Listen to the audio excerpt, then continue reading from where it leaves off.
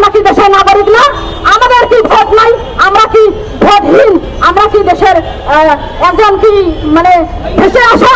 5 দিনের মধ্যে আপনাদের 5 কর্মদিবস, 7 কর্মদিবস, 3 কর্মদিবস, এভাবে আমাদেরকে ছোট বাচ্চাদেরকে যেভাবে ললিপপ দেখিয়ে সুস্থ নিয়ে যায় পাগল পাগলিরা কিডন্যাপ করে, সেভাবে আমাদের টিচারদেরকে কিডন্যাপ করা হচ্ছে।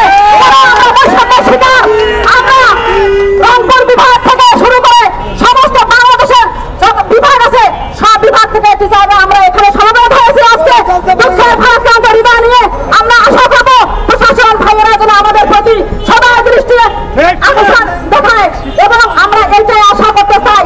আজকে ওনারা কেন আমাদেরকে রাজপথে আটক করবো? আমরা তো পারমিশন নিয়েছি সচিবালয়ে যাওয়ার জন্য, কেন আমাদেরকে বাধা সৃষ্টি করা হলো?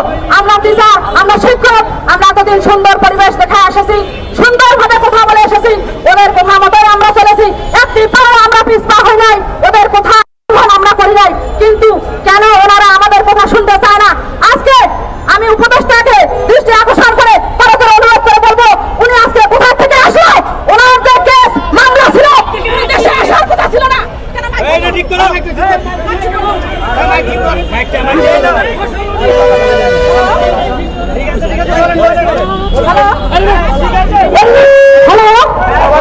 আমি ইউনূস স্যারকে দৃষ্টি আকর্ষণ করে অনুরোধ করে বলতে চাই, উনি একজন শিক্ষক, তবে আমাদের শিক্ষকের দয়া কেন করতেছে না? আচ্ছা, আজকে আবু সাইয়্যদের জীবন গেল, আমরা রংপুর বিভাগের শিক্ষক, আমরা জীবন দিয়ে সকল টিচারদেরকে আমি দৃষ্টি আকর্ষণ করে বলতেছি, আজকে যদি আমাদের ফয়সালা করে কিছু প্রশাসন থেকে সচিবালয় থেকে না আসে, আপনারা কোন শিক্ষক শিক্ষিকা বাড়ি চলে যাবেন না। এখানে রাজপথে আমরা রাত দিন থাকবো। আজকে আমাদের আন্দোলন মেনে নেওয়া না হয়, কালকে আবারও আমরা সচিবালয়ের উদ্দেশ্যে যাবো।